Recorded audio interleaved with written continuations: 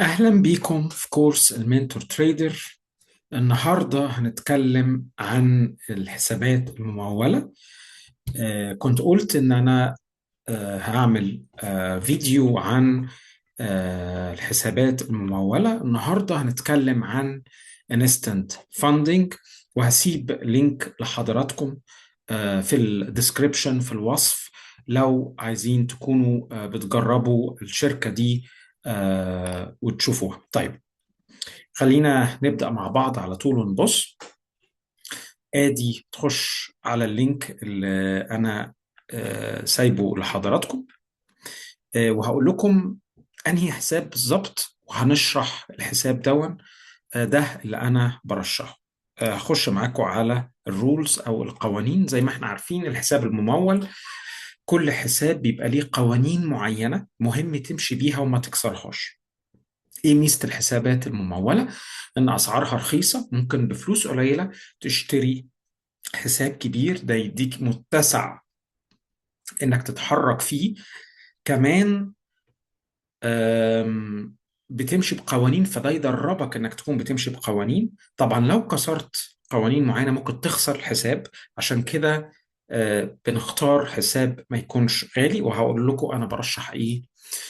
طيب، تعالوا مع بعض ندخل. انا برشح الحساب اللي هو الانستنت فاندنج، وهقول لكم نختار فيه ايه بالظبط. في نوعين، في الانستنت فاندنج وفي الاي اف مايكرو. انا بفضل الاي اف مايكرو، ده اللي انا برشحه.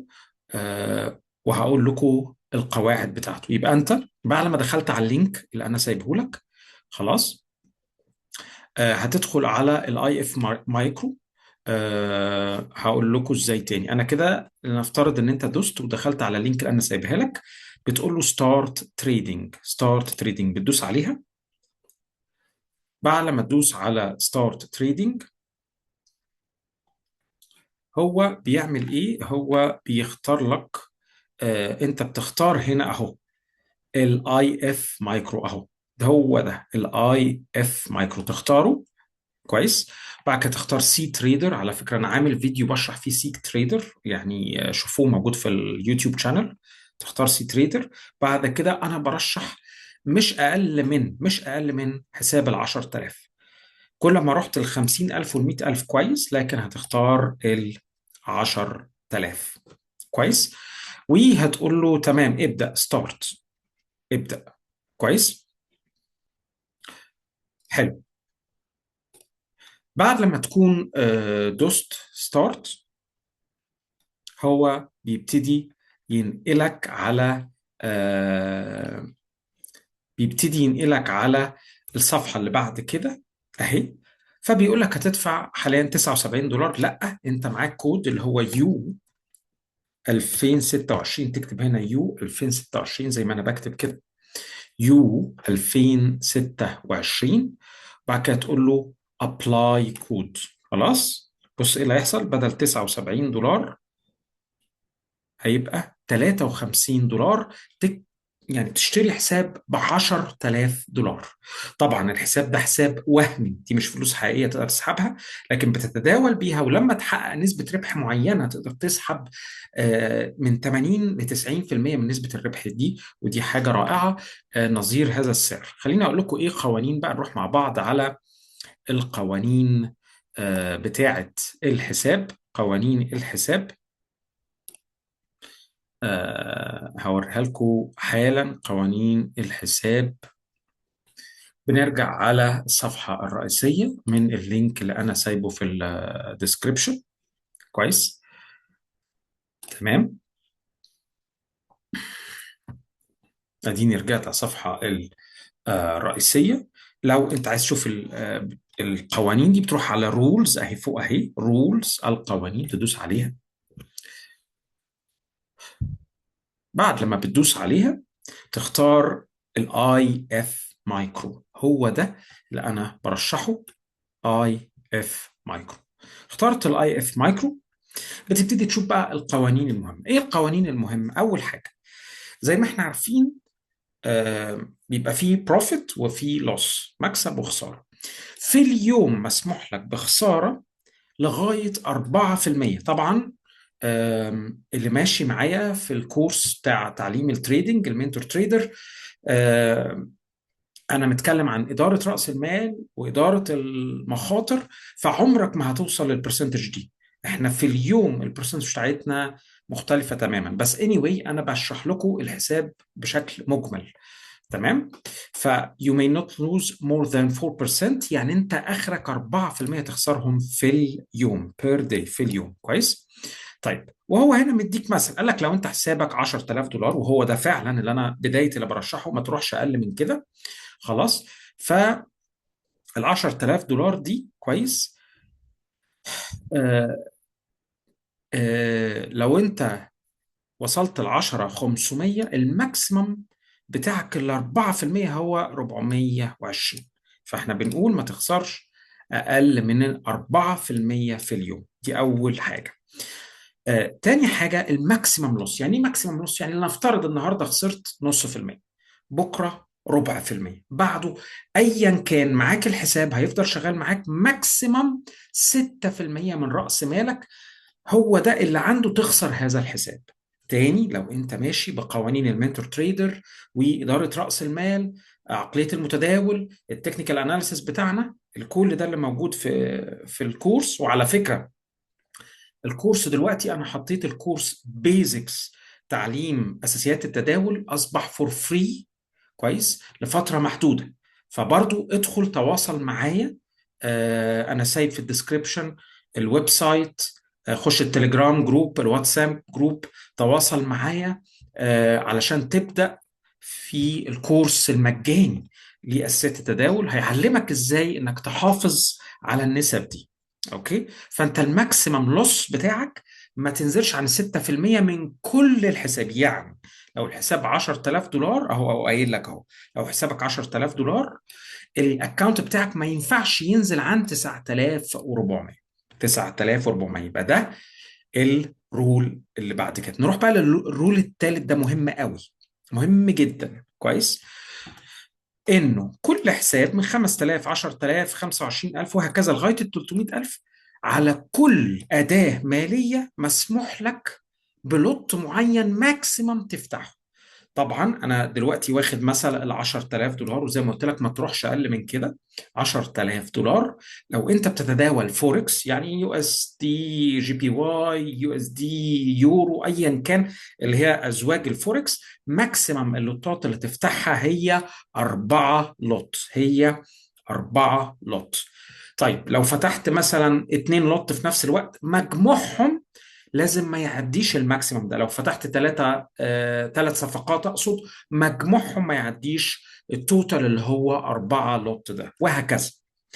برضو بالنسبة للكوموديتيز والميتالز، يعني الذهب الفضة كل الكلام ده، لا تتعدى ال 0.3 في اللوت.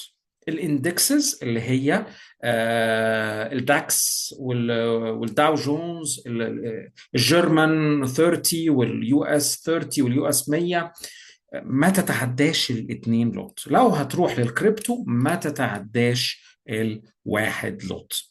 خلاص. وخلي بالك من السليبج. خلاص. فهم دول النسب بتاعتي. لو انت في ال10,000 بتخلي بالك ما تتعداش دول. طب لو فتحت صفقتين، لو فتحت 3، المهم مجموعهم برضو ما يتعداش ده. خلاص. وهكذا بقى ال25,000 ليها النسب بتاعتها، ال50,000 ليها النسب بتاعتها، ال100,000 وهكذا. اوكي. طيب، في الصفقة الواحدة ركز أوي في الحتة دي. الصفقة الواحدة ما ينفعش تخاطر بأكتر من 1% من البالانس بتاعك. يعني لو أنت 10,000، ماكسيمم تخاطر ب1% من ال10,000. 1% من 10,000. تاني، لو أنت بتمشي بطريقة التداول بتاعتي المنتور تريدر تريدنج مايند سيت، ما بنعملش كده. احنا بنبقى اقل من كده خالص، وبنتحرك ستيب باي ستيب. عشان كده اشجعك انك تواصل معايا، وانا هدي لك اللينك انك تبدا دايركت في الكورس لاساسيات التداول، واسالني زي ما انت عايز. طيب، الحاجه التانيه انه لو حصل ان انت فتحت صفقه، كويس كده، جميل، وبعد كده ما ينفعش تقوم. معلش انا اسف.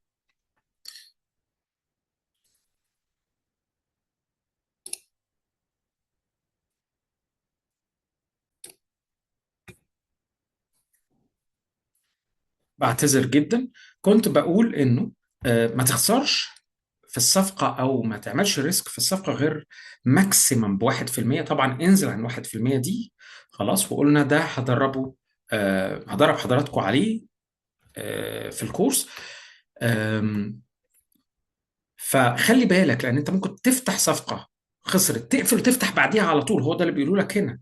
في اقل من 10 دقائق الفتح اللي بعديها على طول بنفس طريقه الصفقه. يعني لو انت داخل باي على مثلا اليو اس دي يورو او اليورو يو اس دي، دخلت باي خلاص، دخلت خسرت قمت فاتح على طول في نفس الصفقه بعديها. خلي بالك برضه هيتراكم عليك. اهم حاجه التراكم ده ما يوصلش ال 1%. عشان كده افضل حاجه، وركز كويس، فتحت صفقه سيبها، خلصت قفلت الصفقه، انتظر اهو بيقول لك within 10 minutes، يعني عدي ال 10 دقائق.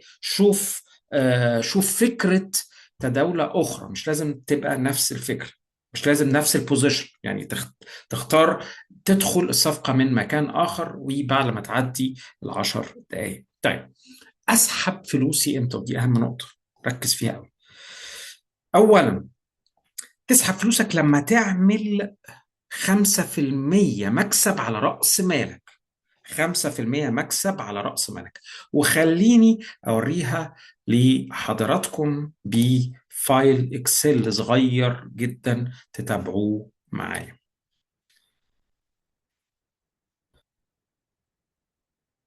أهو، بصوا يا جماعة، خلينا بقى إيه، نبص على الفايل ده سريعا.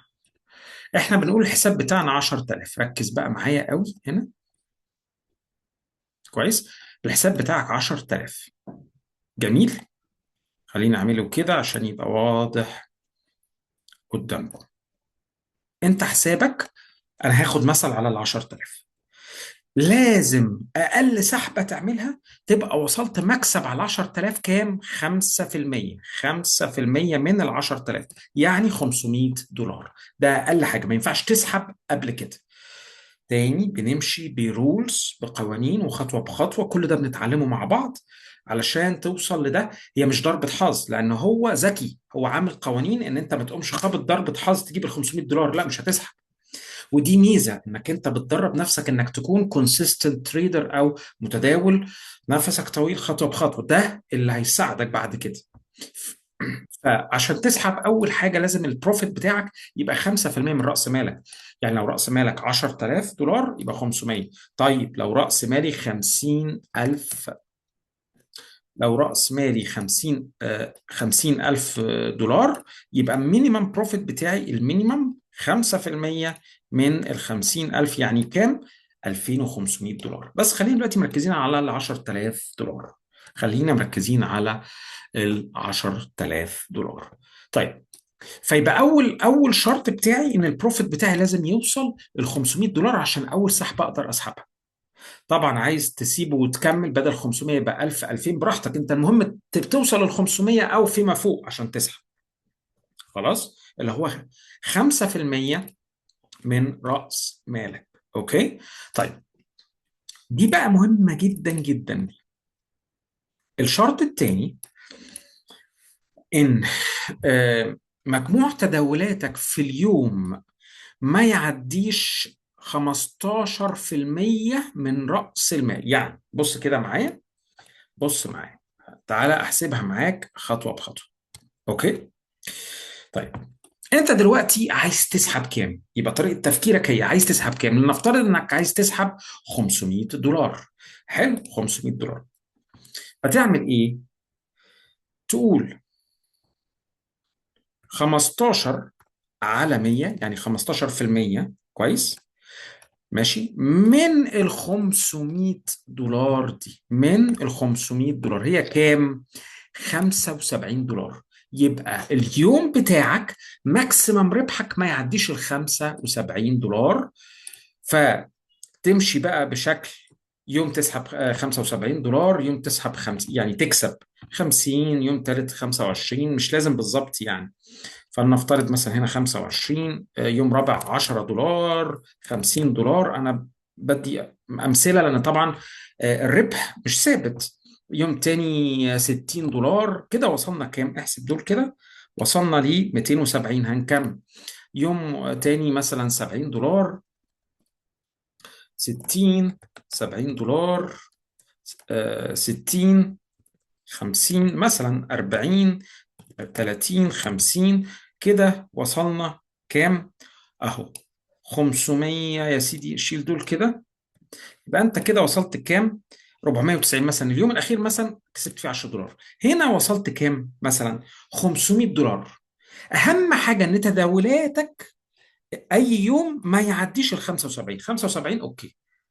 ليه؟ لأنه لو عدى هتضطر الرقم ده تكبره شوية. اللي هو ماشي، لو أنت عايز تتارجت رقم أعلى، قول يا سيدي أنا مش عايز أسحب ال 500، عايز أسحب أكتر، عايز أسحب مثلا $600.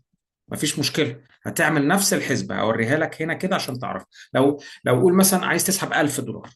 1000، $1000 أهي. بص كده معايا، هلونها لك بالأخضر. $1000 يبقى ال 15% من ال $1000 كام؟ أهو 15 على 100 من ال $1000، 150. يبقى اليوم الواحد ماكسيمم ربحك في اليوم ما يعديش $150. يبقى $150 يوم عملت 150، يوم تاني عملت مثلا 150، يوم تالت 100، يوم رابع 90، 80، 50، 20، 100، 150، 40. فاهم؟ ايا كان ايا كان، المهم مفيش يوم يعدي ال 150. ولغايه لما وصلت هنا مثلا قمت عامل كام؟ اهو 1080. اهو تقدر تسحب عادي ال 1080 دول. واخد بالك؟ هي دي الطريقه. هم دول آم، اهم شرطين علشان تعرف تسحب. انا بوريها لك اهو بشكل عملي. اهم شرطين عشان تعرف تسحب. طيب والشرطين التانيين ايه؟ ان انت ما تخسرش في اليوم 4%. يعني 3 نقول الماكسيمم ديلي درو داون. يعني في اليوم الواحد ما تخسرش ال 4%، اللي هي كام؟ 4% من ال 100000، يعني ال 10000. 10000 في 4 اهو، 4 على 100. يبقى اليوم الواحد المفروض $400 دي ما توصلهاش مهما حصل. وده احنا بنعلمه. ده احنا بنعلمه في الكورس، انك ازاي تحافظ على رأس مالك حتى لو حصلت خسارات ما توصلش ل 4% دي ماكسيمم. لو وصلت لها يفصل لك الحساب. طيب والماكسيمم اوفر اول، يعني الخساره العامه، يعني النهارده خسرت، بكره خسرت، بعده خسرت، كلهم ما يوصلوش كام؟ 6%. اهي 6% من ال 10000 اهو، في 6 على 100 اللي هم كام؟ $600. $600 دي لو وصلت لها، او بعد تاني يوم، تالت يوم، رابع يوم، بالتراكم لو وصلت لها يقفل لك الحساب. دول اهم حاجتين هعلمهم لك اهم بالاحمر عشان تبقى عارف. دول خط احمر.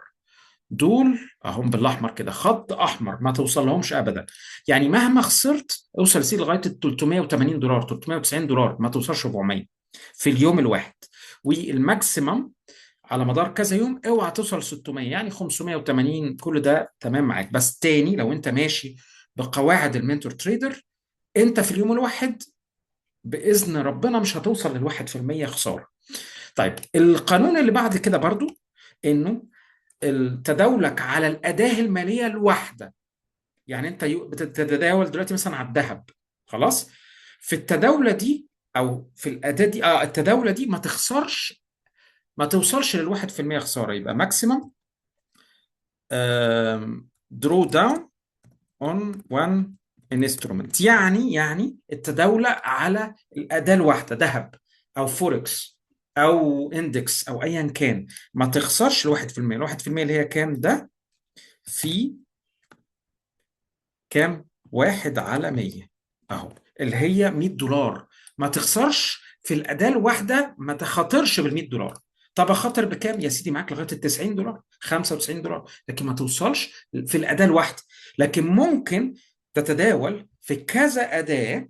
خلاص. وتخاطر مثلا $90 $50 $40، بس خلي بالك مجموعهم ما يوصلش للديلي درو داون اللي هو كام 400، عشان لو خسروا كلهم ما تخسرش الحساب.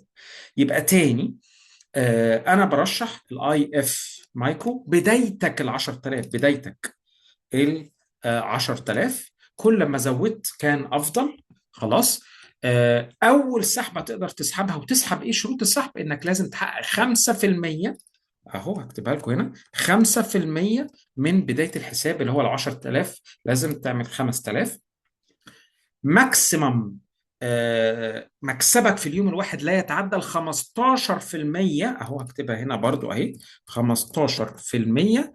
لا يتعدى ال 15% من المكسب اللي عايز تحققه. عايز تسحب 500، يبقى ماكسيمم مكسبك في الربح في اليوم 75، ويرجع تاني اليوم اللي بعده معاك 75. 75 كده. عايز تحقق 1000، ماكسيمم 150. طب بص، عايز تحقق يا سيدي $2000، تسحب $2000 بعد تداولاتك مثلا اللي هتحصل عشان تسحب.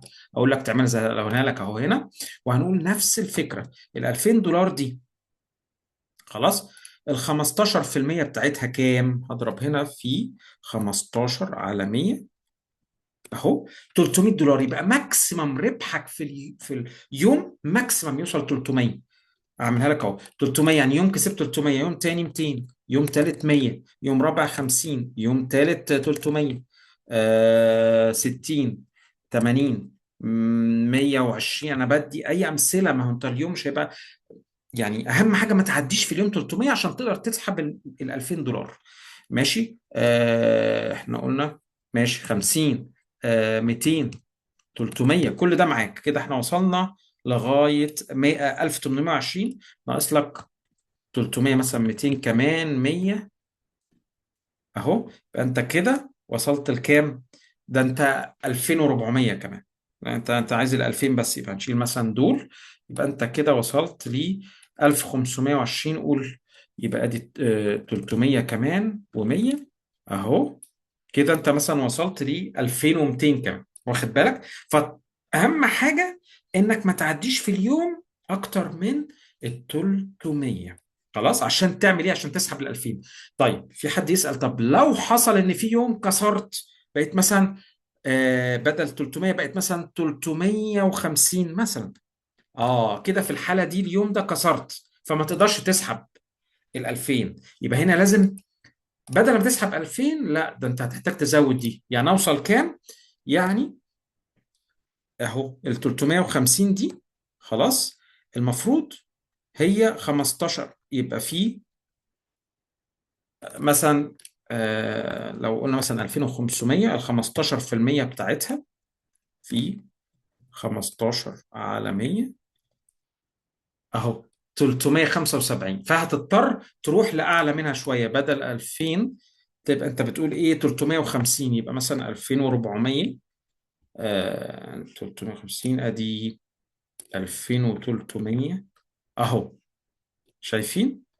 لو يبقى لازم تعمل اقل حاجه مثلا 2350، اهو، عشان توصل تقريبا لل 350 دي. يعني انت لو في يوم عديت الماكسيمم هتزود المبلغ اللي تسحبه. فتعمل ايه؟ فعند ال 2000 ما تقدرش تسحب، لازم توصل ل 2350. فتمشي بنفس الطريقه، تقعد ايه؟ تمشي بنفس الطريقة. ان يوم 352، يوم تاني 300، يوم تالت 200، 250، 300، 150. انت فاهمين قصدي؟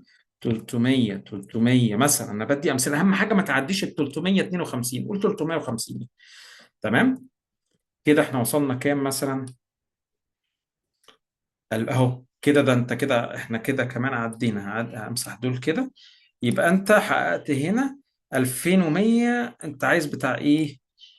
اهو نعمل كده.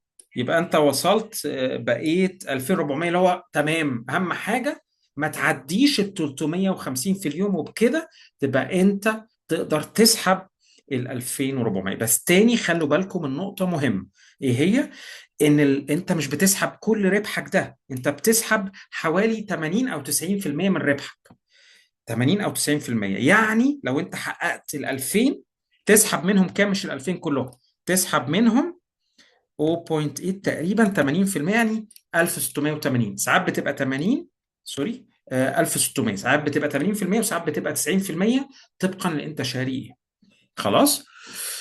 بس فحبيت اشرح لكم سريعا سريعا انستنت فاندنج. انا سايب اللينك في الديسكريبشن، سجل منها، تواصل معايا، قول لي عايز ابدا كورس تعليم اساسيات التداول. انا عامل الكورس ده فور فري لفتره محدوده. بليز كون من اوائل الناس اللي بتاخده، تواصل معايا. ولو عندك اي سؤال ما تترددش، بعت لي ايميل، ادخل على الويب سايت المنتور تريدر دوت كوم، ادخل على قناة التليجرام، ادخل على قناة الواتساب، ابعت لي، اشترك في القناة لو سمحت، اعمل لايك وسبسكرايب عشان يوصلك كل فيديوهات. شكرا جدا لحضراتكم.